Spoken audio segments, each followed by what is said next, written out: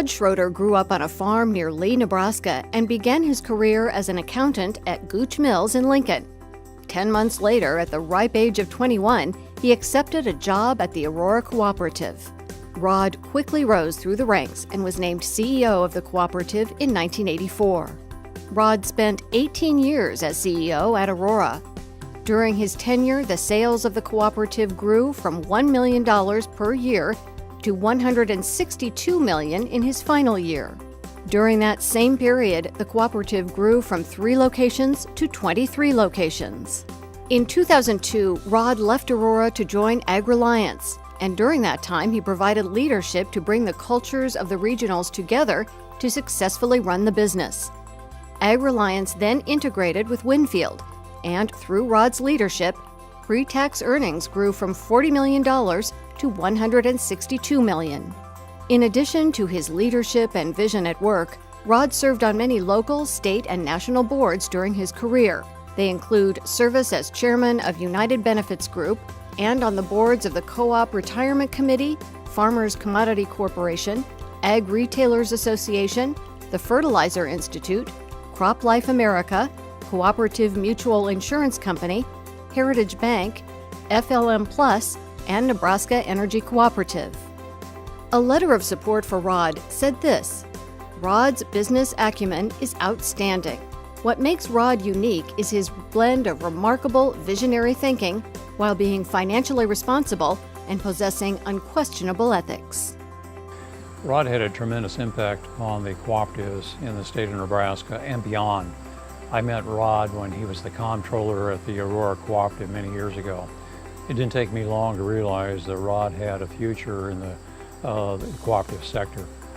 I had a chance to work more closely with Rod when he became the general manager there, and as the trade association, we were always needing people to step forward, whether it be in our legislative program or educational program, regulatory issues, and otherwise.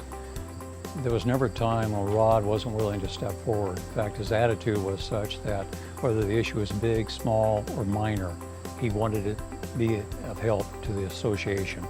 And I believe Rod's competitive nature, his forthright speaking manner, and I think Rod was one of the first ones to really recognize that when an opportunity presented itself for growth of your business, that you should do all you can to make that work and expand your business when the opportunity presented itself.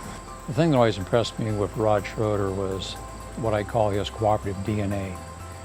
Many times I heard him say, in terms of large groups, private discussions, what's the impact of this issue upon our farmers and ranchers in the state of Nebraska? Always had our best interest of the rural cooperative in mind with whatever business venture we went into at that time.